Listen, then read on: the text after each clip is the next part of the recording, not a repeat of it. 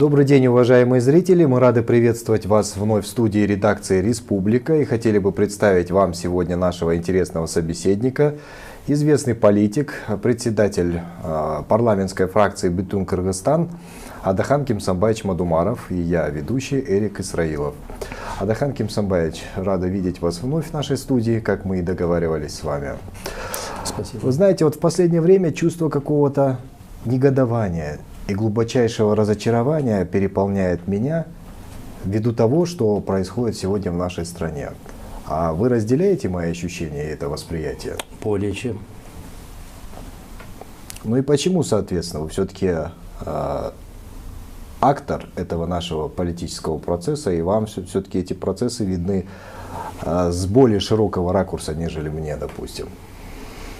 Ну, надо рассматривать на этот вопрос более шире, с экономической точки зрения, с социальной точки зрения, общественной, политической. И все вот эти вот моменты вместе создают ту атмосферу, которую мы с вами сегодня, в которой находимся с вами. Экономическая составляющая, конечно, удручающем положении, удручающем состоянии, потому что ни одного такого более или менее общегосударственного масштаба проектов напрочь отсутствует. Внятной программы действующей власти мы с вами не видим. Не видим. А как будем выходить из этой ситуации, тоже неизвестно. Политическая ситуация изо дня в день она ухудшается, то есть напряжение возрастает. Из-за очень некомпетентных, необдуманных действий со стороны власти. Власть, мне кажется, сегодня пытается раздавить всех тех, которые маломальски думают иначе, как они. По сравнению с ними, если ты имеешь свою собственную точку зрения, значит, ты социально опасен для этой власти. Вот они поступают именно вот таким образом. Кто высказывает свою точку зрения на экономическую ситуацию, на политические ситуации, тут же власть приравнивает их чуть ли не террористам международного масштаба. Вешают эпитеты, да, разные? Естественно, причем не стесняясь. Да.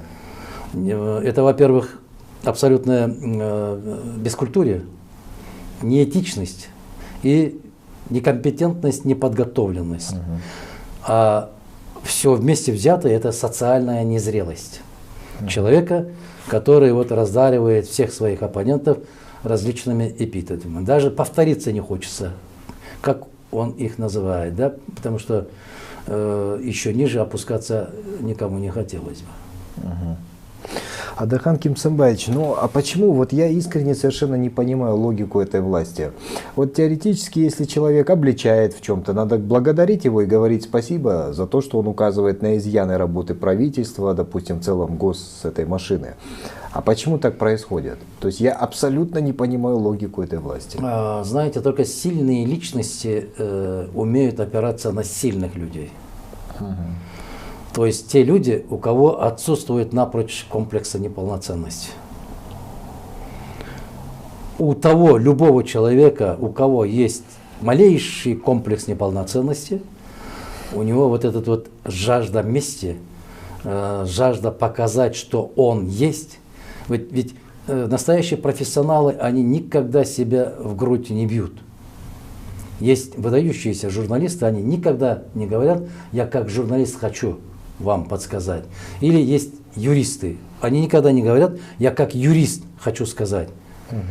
Но те, которые действительно страдают этой болезнью комплекса неполноценности, они каждый раз, им бы хотелось показать себя. Вот он я, руководитель, вот он я. Обычно самоуверенные личности, образованные, достаточно опытные люди, они без всяких каких-то там, без повышения голоса, без оскорбления своих оппонентов, просто поставят себя. Но аргументированно. Безусловно, потому что общество ставит каждого на тот пьедестал, которого он заслуживает. А, к сожалению, вот эти вот люди, о которых вы говорите, они хотели бы сами себя поставить туда, но не получается.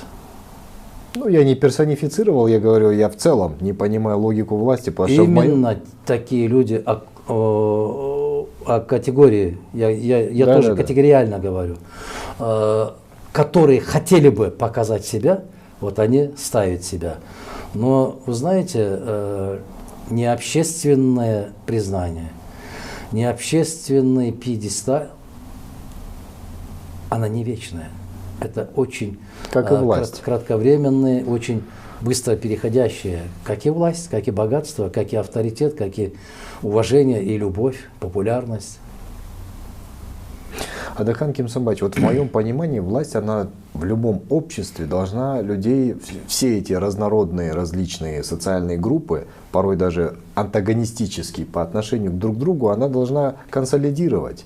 У нас же, на мой взгляд, может быть, я ошибаюсь, скажите вы свое мнение, она наоборот пошла по пути деконсолидации этих групп. Создается опять-таки мы полярность. возвращаемся к тому вопросу, кто? Личность, это от личности зависит, сильные личности. Вот, допустим, 25 лет просидевший в тюрьме Нельсон Мандела, он, выходя на свободу, став президентом, ни по одному человеку не принимал решения, которые имел бы право принимать. Он должен был выйти оттуда озлобленным. А этот человек, наоборот, вышел. Почему? Потому что у него есть внутренний стержень. У него внутренность, сосуд, тело заполнено гуманизмом, заполнено знанием, заполнено всеми необходимыми качествами, в первую очередь для человека, а потом уже для руководителя. Духовный багаж, да? Духовный багаж, духовное богатство. Я не знаю, лучшие люди, отдельные личности человечества, вот этими и заполняется. А есть абсолютно противоположная категория, которая заполняет всю внутренность злобой, ненавистью, местью, да? Вот эти вот негативными какими-то, как можно сказать, как можно назвать, я бы назвал компонентами. Это так. Это все те качества, которые не должны быть присущи политикам большого Не уровня. только политикам, но и думающим, зрелым людям общества. Ведь у любого общества лицо, зеркало этого общества именно социально зрелые личности, представители этого общества. Мы с вами не раз говорили о том, что высокая должность это не означает, что он социально зрелый. Нет. Конечно. Абсолютно. Конечно. Есть люди, которые, не занимая никакие должности, они больше, чем социально зрелые. Должность можно получить по протекции. И все. Да, по приказу, по братству, по дружбе можно получить. А социальную зрелость человек получает от жизни, от опыта, от богатства, от учения. Вот, поэтому, возвращаясь к вашему вопросу, я могу сказать, однозначно могу даже утвердительно говорить, что, к сожалению, у власти не хватает именно вот эти вот составляющие социальной зрелости, начитанности, компетентности. И все вместе взявшись, можно сказать, культурно-нравственно-человеческая воспитанность. Это тяжело, наверное. Это и тяжело, и я думаю, для определенной категории людей просто невозможно априори. Это трагедия. Это трагедия не только для общества, в первую очередь для того человека, который не обладает этими качествами. Будь он депутат, будь он министр, будь он общественно значимое лицо, он должен соответствовать. Я имею в виду, социальная зрелость этого человека должна соответствовать своему статусу. А, к сожалению, вот это вот общество, оно должно научиться выбирать именно вот таких людей. Адахан Кимсанбаевич, ну раз мы о таких людях заговорили, вот вы пришли в парламент, да, будучи 11 лет, да, примерно вне... 13 лет. 13 лет вне власти. Ровно 13 лет. Ну, вы всегда были инсайдером политических процессов всех наших, поэтому видели, что происходит. Вот могли бы вы сказать, придя уже в парламент, отличается ли качественно этот состав от предыдущего? С первого дня мне задают именно вот эти вопросы. Тогда я говорил, что сегодня невозможно отвечать, потому что да, люди красивые, да, люди общительные, но вот на что они способны? В профессиональном отношении. В профессиональном, да, отношении. И насколько они, то, что мы с вами говорим, социально зрелы, это покажет именно процесс работы, непосредственном процессе работы. Но с момента начала работы нового парламента, к сожалению, у меня огорчение больше, нежели надежды или радости. А почему? То есть парламент не стал более автономным в выражении своего мнения? Нет, к сожалению, нет. К сожалению, нет. Она стала, наверное, мне кажется, еще... Казалось бы, что более чем 6-го созыва зависимым. Присмыкающимся именно, да? Да, невозможно. Но мне кажется, что 7-й созыв очень близок к 6-му. Пока что, во всяком случае, будем надеяться на лучшее. Вы говорили, укоряя своих коллег, в том, что приходил человек, покрикивал на них на всех, отчитывал, и никто даже не возразил. А кто был этот человек? Который покрикивал? Да, на депутатов. Это был председатель ОКМБ. Господин Ташиев, да? Да, ГКМБ. И я видел, что не только отдельный человек, но и все люди, которые считают себя государевыми мужами, государственными чиновниками, должны придерживаться элементарной человеческой этики. Не оскорблять, не унижать, не издеваться, не измываться тем более. Вот. Такими какими-то там запрещенными методами пользоваться. Или, как вчера еще один член правительства выразился, мы уже не мальчики для битья. Господин Байсалов, да, да, сказал? а получается, что мальчики для использования, что ли? Я не понимаю тогда. Между парламентом и правительством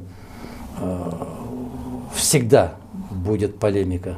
Да это хорошо, это же диалектика развития. Всегда будет полемика, всегда будут споры, и всегда будет ожесточенного характера дебаты. На то и есть исполнительная ветвь власти, называется, и законодательная ветвь власти. Они являются представителями народа. Да. Это представительный орган. Да. Раз представительный орган, это значит, они должны выражать чаяние народа, как представители. Да. И если кто-то задал неудобный вопрос, не надо выходить из себя. В этом и заключается культура государственного чиновника. Вот посмотрите, каких только критических замечаний не делают некоторые депутаты в Государственной Думе Российской Федерации. Я ни разу не видел реакцию президента Российской Федерации. Я ни разу не видел, чтобы комментировал либо премьер-министр, тем более директор ФСБ. Это нонсенс. Нонсенс, да. Это нонсенс. Поэтому разделение ветви власти именно в этом и заключается. Полемизируй сколько хочешь, критикуй как хочешь, но выходить за рамки категорически нельзя. И тем более тот же господин Байсалов, когда говорил, что мы теперь не будем работать с теми, кто с нами не согласен. Нам хватает, нам достаточно тех людей, которые там поддерживают нашу программу. Извини меня, дорогой, ты от имени кого делаешь такого рода заявления? Ну, Байсалов — это личность колоритная и экзотично, я бы даже сказал, на нашем Ну, я его политическом всегда ландшафте. помнил, что заядлый борец за права человека. Вот видите, какие метаморфозы происходят. А вот теперь, оказывается, даже вопросы задавать нельзя, которые не нравятся кое-кому. Вот так вот люди меняются. А это все исходит из того, что то, о чем мы с вами, вот изначально о чем мы начали разговор, мы постепенно приходим к ответу, наверное.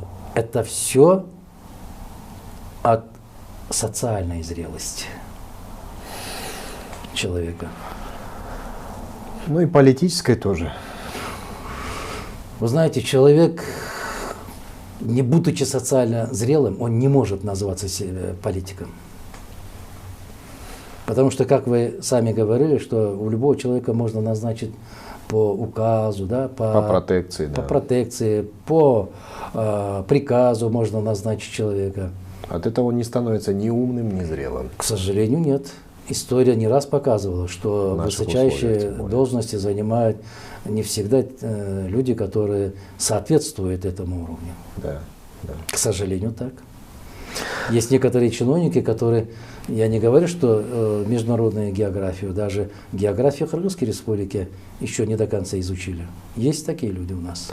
Вот скажу в унисон вашим словам. Буквально недавно я слышал, как министр энергетики заявил, что сам Бог, дескать, нам помогает, послал теплую зиму, и расход водных ресурсов не такой критичный, как он мог бы быть при холодной зиме. Потом, чуть погодя, он же сам и говорит, оказывается, если, видимо, его осенило, пробило, оказывается, если нет снега, то будут у нас большие проблемы с водой. Это открытие. Это открытие, такое же открытие. Оказывается, весь мир с ума сходит. Оказывается, можно просто аконитом вылечить человечество. Да, да, да. Ну, я прошу прощения, конечно, не хотелось бы издеваться над некоторыми людьми, но просто мы с вами констатируем факт. Меня поражает другое, что полгода депутатский корпус, прогрессивная общественность министра убеждала, апеллировала к президенту, что нельзя такие вещи говорить. Да. Это средневековье. Да. Полгода потребовалось, чтобы убедить в этом министра. Но еще не убедили. Не Потому убедили, что да? депутаты 6-го созыва проголосовали о недоверии этому человеку. Но видите ли, кое-кому нравится, он нужный человек. Поэтому я говорю, я совершенно не понимаю логику власти, логику их действий. То есть я просто удивляюсь. Логика власти, она должна быть понятная. Но тогда, когда ситуация алогичная, вот как раньше говорили, против счастья Лоховского логика бессильна, да? Здесь вопрос в другом, Атахан Кемсабаевич, я думаю, вы с этим согласитесь. У господина Садыра Джапарова половина президентской каденции уже миновала фактически. Да. То есть осталось там 2,5-3 года, и уже надо будет готовиться к новым выборам. То есть, по сути, он должен создавать сейчас задел кадровый, который бы на, скажем, на исходе его каденции президентской дал бы хороший результат в виде там программ реализованных каких-то и так далее. Ну, как с таким вот составом, это как в басне Крылова, помните, вы музыканты как не садитесь, точнее, друзья, как не садитесь, в музыканты не годитесь. Да, все равно. да. Как вот с таким составом можно будет проводить реформы? Как можно обеспечить прогресс по принципу? А собирается ли проводить? Ну, в идеале, да, потому что он же должен остаться в истории президентом прогрессивным. А есть ли у него интерес остаться в истории? Ну, такой вопрос. Вообще, да, в идеале. Потому что каждый политик, он же сам же говорит, я хочу войти в историю, совершить экономический прогресс, чтобы люди стали жить лучше. Ну, соответственно, если он так декларирует, глава государства, значит, он хочет войти в историю со знаком плюс. В истории можно остаться по-разному. Есть личности, которые, делая огромные какие-то там дела, остаются в истории. Но остаются в истории и те же люди, которые, сильно мешая, борясь с этим человеком, тоже останутся в истории. Тоже, да. Вот видите, некоторые ученые остались в истории как разработчики атомного оружия, А есть человек, который остался в истории, который впервые применил это оружие. Президент Соединенных Штатов. Вот так вот. И в истории можно остаться по-разному. Считаете ли вы себя сейчас оппозицией вот в нашей стране? То есть, по сути, я вижу, что оппозиционные силы, они в принципе нивелированы. Кто-то есть, разрозненно выступает, но в целом вот это вот поле, оно зачищено. То есть вы сейчас, по большому счету, восполняете собой этот вакуум, да, ваша политическая сила в парламенте? Сейчас современный Кыргызстан переживает трагическую страницу своей истории, потому что команда ФАС дается по отношению к кого бы то ни было, если он высказывает свою точку зрения. Да. К сожалению, идет попытка подавить. Мы семимильными шагами движемся в сторону автократии. Полнейшей автократии. Причем. Да. И я вчера, беседуя с одним человеком, говорил, вы знаете, мы из истории, зная о том, что просвещенный абсолютизм, просвещенная монархия оказалась по сравнению с сегодняшним Кыргызстаном, это супердемократическим обществом. Потому что просвещенность, она не так страшна, пусть как бы ни называлась. Просвещенная монархия, просвещенный, скажем, авторитаризм, просвещенная, я не знаю, диктатура, да, просвещенная слово. Но она не так может далеко зайти в безумии своем, потому что она просвещенная. Абсолютно. Потому что еще великий Абай говорил, что палка в руках безумца страшнее, чем оружие в руках мудрого человека. Конечно. К сожалению, это истина. Конечно. Это неопровергаемая истина. Никто не может опровергнуть. Поэтому мы катимся к автократии. К сожалению. Но я каждый раз задавал этот вопрос. Почему при этом, если она осталась, интеллигенция молчит? Ведь 14 лет, разрушая нашу экономику, причем при бурном сопровождении аплодисментами интеллигенции, проводились те реформы, которые проводил господин Акаев. Точнее, соучастие интеллигенции будет. Безусловно, потому что молчать тогда, когда творится беззаконие, это все равно, что быть соучастником. А сегодняшняя молодежь, сегодняшнее поколение, не зная ни о чем, упрекает некоторых представителей той эпохи, говорят, вы вместе с ними делали. Это становится больно обидно тем людям, которые боролись против этого. Вы согласны со мной? Да, конечно. Это чудовищно несправедливо. Кстати, буквально недавно президент Садыр Джапаров сказал, что Оскар Акаевич, как он считает, искупил вину перед страной, перед народом. Ну, перед страной, перед народом не знаю, но перед личностью, наверное, как искупил, я не видел, я не знаю, не в курсе. Ну а вы как считаете? Вы знаете, искупление, не искупление, это будет решать не один человек, это будет решать народ. Если народ социально зрелый. Опять-таки возвращаемся к тому вопросу социальной зрелости. Вот от этого зависит. Вот по поводу зрелости народа. Вы, проводя электоральную кампанию, сталкивались с людьми. Давайте назовем коллективный народ. Вот как меняется психология нашего коллективного народа? Принципиально меняется ли вообще? Сегодня общество делится на несколько частей. Есть люди старше 50, которые были воспитаны в период, как мы будем говорить, просвещенной элиты, будем говорить так. Есть вторая категория, которые попали в жернову тех перемен, как Конфуций говорил, чтобы тебя в эпоху перемен жить. Да. Это тяжелейшая ноша, оказывается, конечно, жить в эпоху перемен. Вот это поколение есть. И самая такая агрессивная часть нашего общества – это поколение, которое полностью выросли после распада Советского Союза. После того, как школы и больницы перестали лечить, учить, а просто начали оказывать услуги. Угу.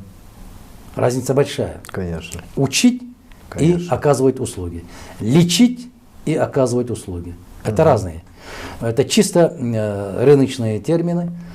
И вот это поколение, к сожалению, они на сегодняшний день являются движущей силой нашего общества с вами. И теперь сами делайте вывод. Куда мы можем катиться, куда мы можем прийти?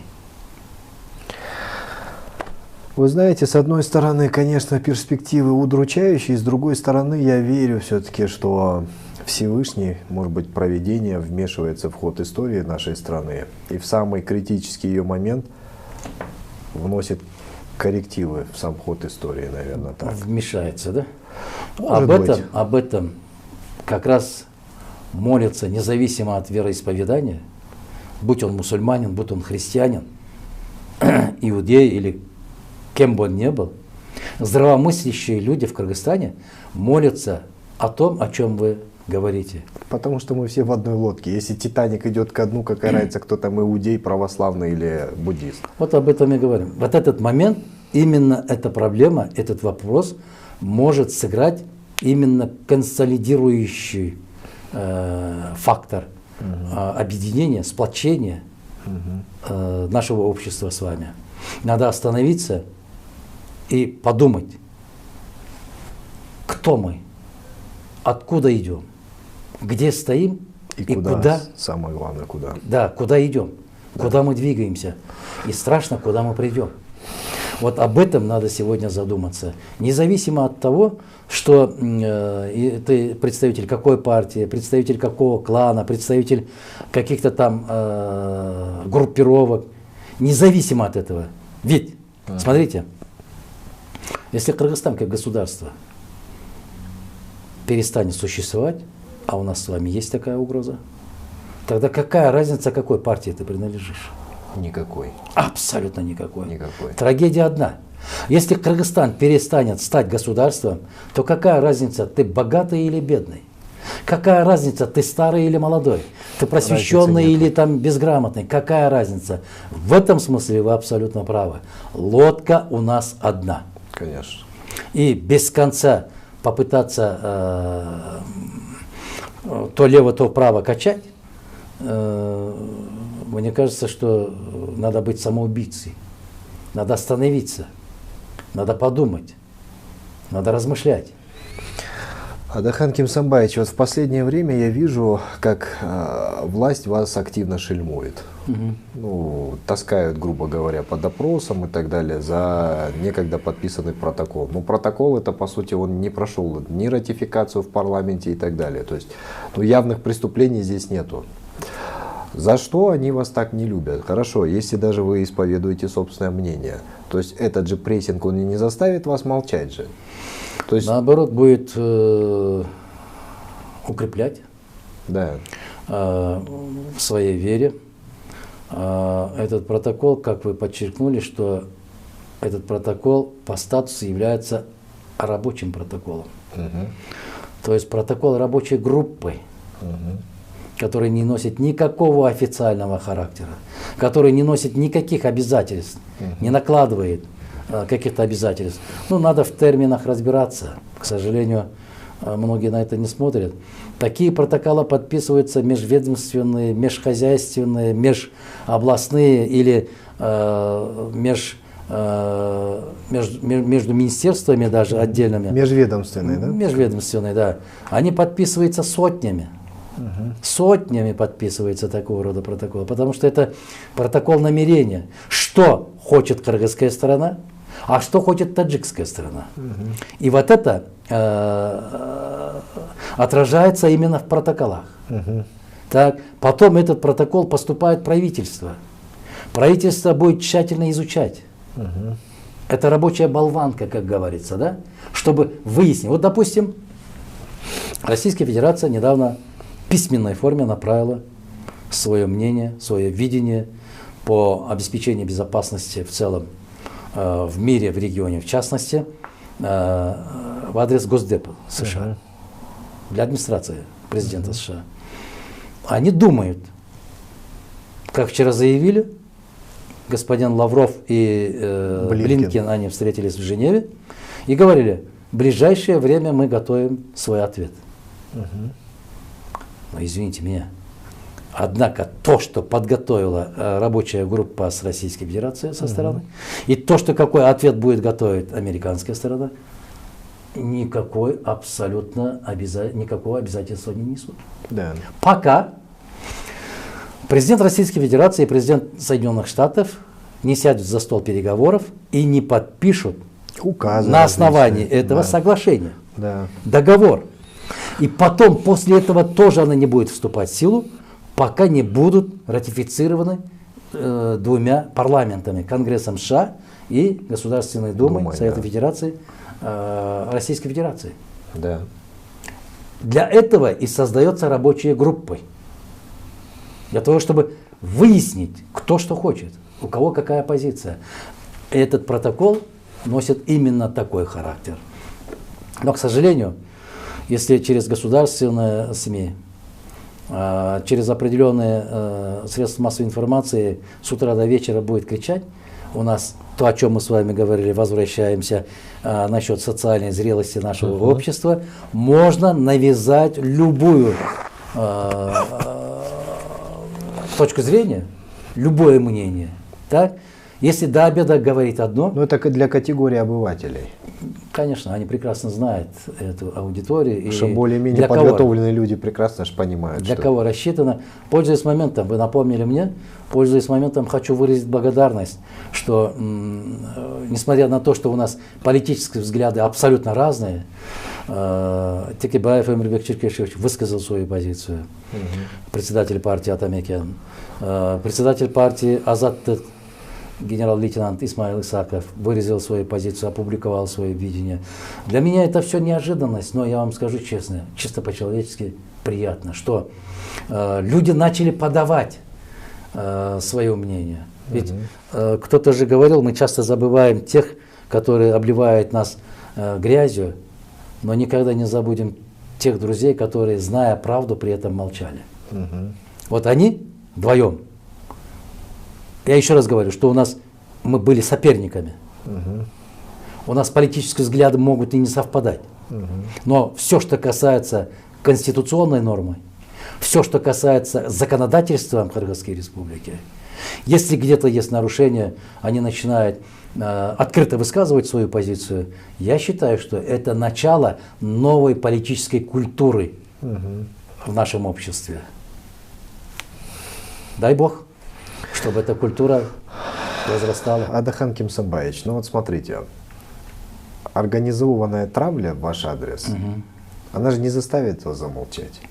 Вы знаете, это не первый раз организованная травля. Да, она же не заставит вас замолчать. КТР, вы помните, в 2002 году, как они занимались этим делом. Многие стали заслуженными деятелями нашей республики. Многие получали очередные звездочки там. Но меня закалили.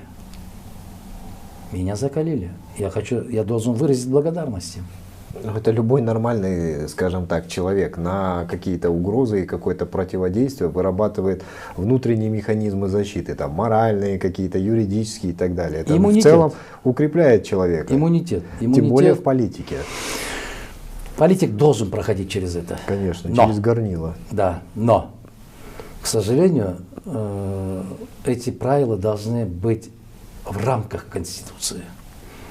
И когда, выходя за рамки Конституции, по законам джунглей начинает действовать, сила на нашей стороне и правда наша. Это метод грубой силы уже, по сути. Да, метод грубой силы, это, безусловно, приводит к катастрофе. Безусловно, приводит к катастрофе.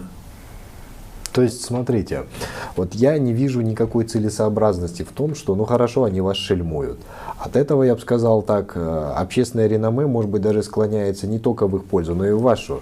Потому что начинают воспринимать вас как, ну, политического узника, до которого организовали травлю и так далее. То есть симпатии в вашу пользу растут наоборот. А тогда зачем это делать? Ну, посадить вас будет означать, что это полный беспредел уже все. Вот тогда этим, уже нет закона. То есть, а смысл тогда в чем? Вот этим, Эрик, я прошу прощения, сейчас сколько тебе лет? 39. 39. Вот это шельмование Мадумарова занимается власть в течение 27 лет. 27 лет. Неустанно причем. Вот этих вот несчастных 3 с чем-то с хвостиком года, когда я находился в рядах официальной власти, в статусе секретаря. Я и тогда чувствовал, был, каждый день испытывал, мой статус был чужой среди своих. Я это испытывал. Поэтому мне вот эти вот тяготы лишения пережить не впервые. Мы видали таких. Мы проходили. Да. Методы одни и те же. Только лица другие уже. Лица другие, исполнители другие. А методы те же. А методы те же. Методы те же. Адыхан Кимсанбаевич, вы готовы возглавить, ну, общенациональный такой вот оппозиционный, может быть, фронт, который сегодня, на мой взгляд, оголен? Вы знаете, Котовский, известный командир, говорил: не зная, кто такие большевики, я стал коммунистом. Это его крылатое выражение. Нехотя могу стать им. Нехотя. Потому что сама жизнь, сама ситуация сегодня толкает здравомыслящих людей держаться вместе и спасать страну. Инстинкт даже здесь. Да, спасать страну. Спасать страну. Я 2 года назад, по-моему, мы с вами вместе принимали участие на круглом столе, когда я предложил неравнодушным людям, надо создать комитет спасения Кыргызстана. 2 года назад. От чего надо было спасать? От того бардака, который произошел в 2020 году в октябре. Сегодня необходимость такого комитета спасения Кыргызстана, возросло в разы по сравнению с 2020 годом. Да. В разы. Да. Вот эту опасность я чувствую. Да не только вы. Все здравомыслящие люди, видя, куда движется страна и формируются какие тенденции, все абсолютно. Это понимают. Поэтому меня, допустим, ни на секунды не может ослабить. Ни на секунды. Потому что я всю свою жизнь посвятил в борьбе. Буду бороться. Я вот уже, как я вам говорил, 20 с лишним, около 30 лет борюсь. Мне столько жизни, может быть, и не осталось, сколько я боролся. Так что отступать некуда. Мы будем бороться. Потому что Кыргызстан должен стать страной, уважающей права человека. Кыргызская власть должна научиться уважать собственный народ. Кыргызские чиновники должны научиться жить по законам. Конечно. Они должны действительно служить народу, а не жить за счет народа. Конечно. Поэтому, когда я говорил, вот вы можете себе представить, что на всю сельскохозяйственную отрасль выделяется 2,5 миллиарда сомов, и наличные расходы фонда президента 2,8. Выделяется 2,8 миллиарда. Вы знаете, какая страна это может выдержать? Какая страна и какая часть интеллигенции вот таким вот дисбалансом может смириться? Я не понимаю.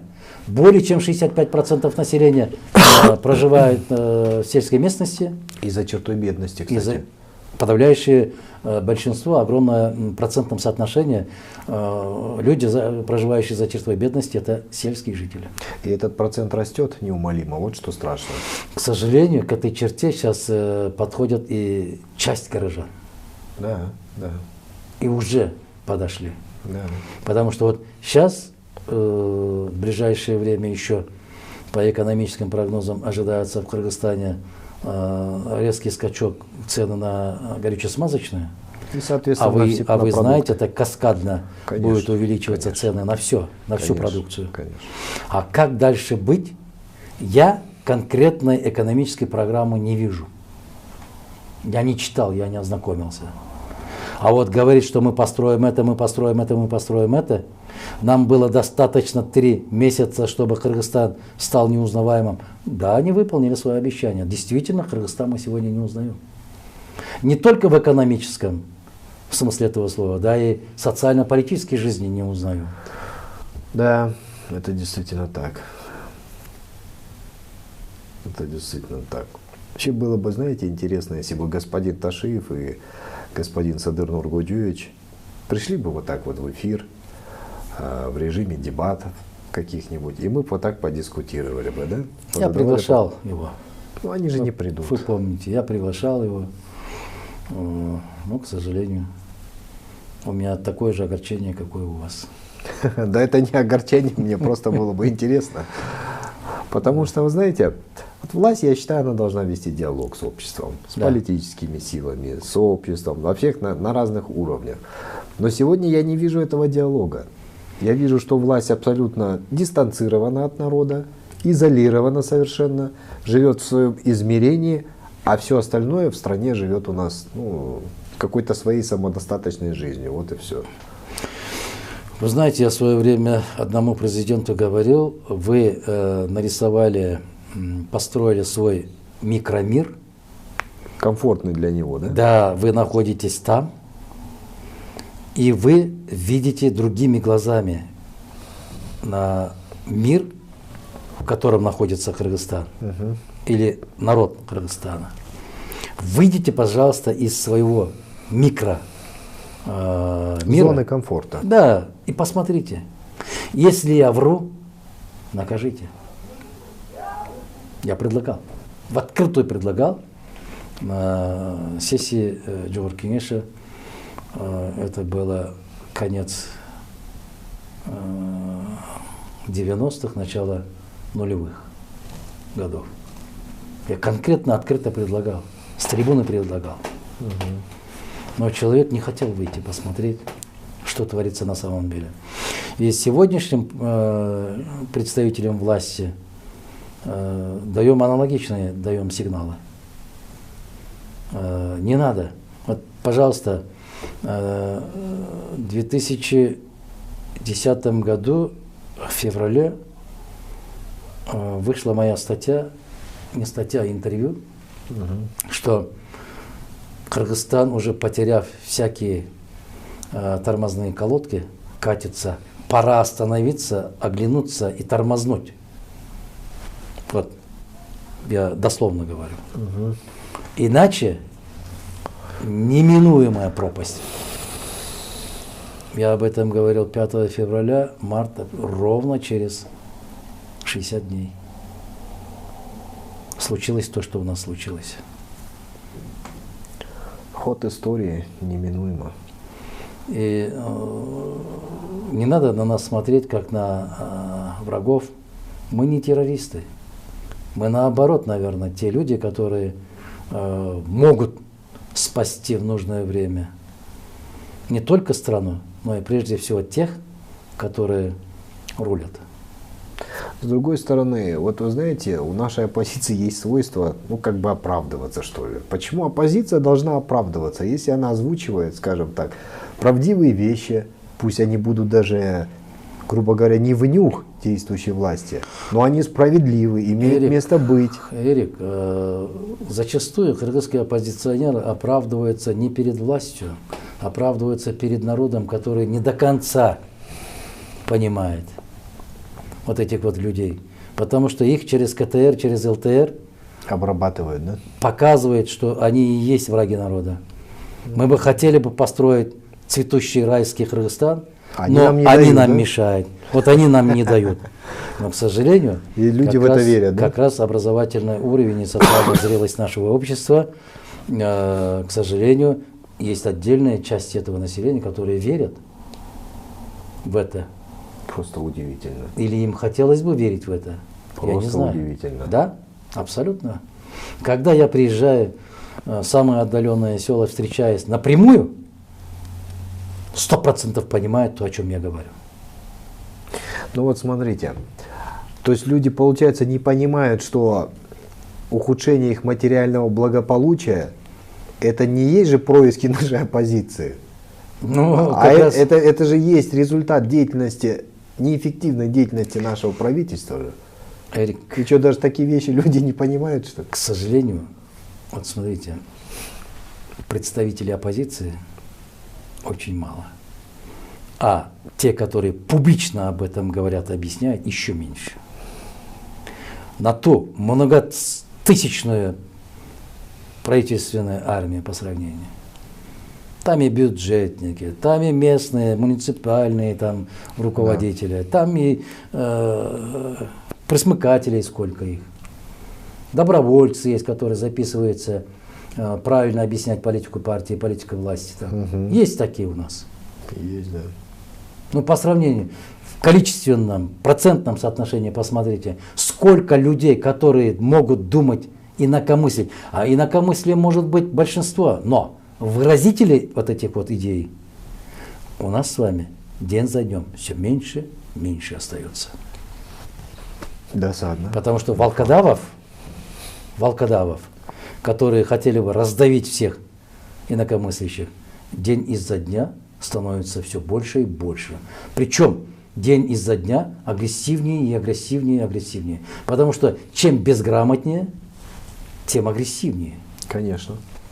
И поэтому из уст человека, который считает правителем этой страны, все громче и громче оскорбительного характера слова в адрес своих оппонентов. А это не доведет до добра. Ну вы же болезненно на это тоже не реагируете, ведь, правильно? Я вообще не реагирую. Тем более. Адахан Кимсанбаевич, ваши прогнозы на ближайшую перспективу? Что ждет нашу страну? Мы об этом и говорили. Это все Мы будем откатываться все-таки в авторитаризм? Это все зависит от нас самих. Если есть у нас чувство ответственности, если у нас есть инстинкт самосохранения государственности, то безусловно то, о чем вы говорите, должно сесть, поговорить лицом к лицу. Поговорить. То, что я прям в лицо говорил Сооронбаю Джеймбекову, вы это помните? Помню. Кто оказался прав? Пожалуйста, лишний раз не будем испытывать свою судьбу. Свою судьбу испытывай как хочешь, сколько хочешь. Но судьбой страны никому не позволено играть. Конечно. Это же судьба людей же. Поэтому я призываю свой собственный народ, свое общество в целом, особенно думающая часть, надо объединяться и говорить. Надо сегодня немедленно формировать комитет спасения Кыргызстана. Иначе последствия уже непредсказуемы. Да. Что ж сказать, закончу библейской фразой: имеющие уши слышать да слышат. Поэтому будем встречаться с вами вновь. Я хочу из Корана. Пожалуйста. Воистину правители от вас самих. Конечно, конечно. Хорошее умозаключение с вами. Мудрые книги, очень мудрые. Безусловно. По-житейски мудрые. Да. Большое спасибо, что вы к нам пришли. Мы надеемся, что в ближайшее время встретимся с вами вновь. Дай Бог. Спасибо большое. Удачи вам также. Дорогие зрители, мы рады, что вы были сегодня с нами. Сегодня в нашей студии был интересный собеседник, председатель партии Бүтүн Кыргызстан, лидер парламентской одноименной фракции, и я, Эрик Исраилов, ведущий. Смотрите нас в ближайшем будущем. Всего вам доброго. До свидания.